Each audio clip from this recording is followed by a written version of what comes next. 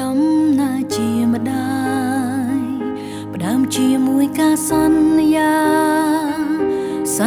បីបាច់រាំងសាញ៉ាំស៊ីមីឡាក់ម៉ាំដើម្បីម្ដាយហើយនឹងកូនជាមួយជាតិ Folic Acid ខ្ពស់ជាតិដែក Calcium និងប្រព័ន្ធអាហារូបត្ថម្ភ IQ+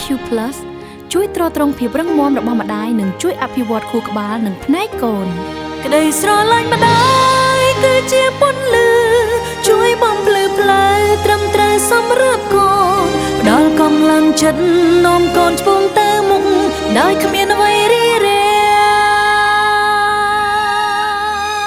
ងចាប់ផ្ដើមដំណើរដ៏ត្រឹមត្រូវជាអ្នកម្ដាយជាមួយនឹងអាហារូបត្ថម្ភដ៏ល្អសម្រាប់ការលូតលាស់របស់កូន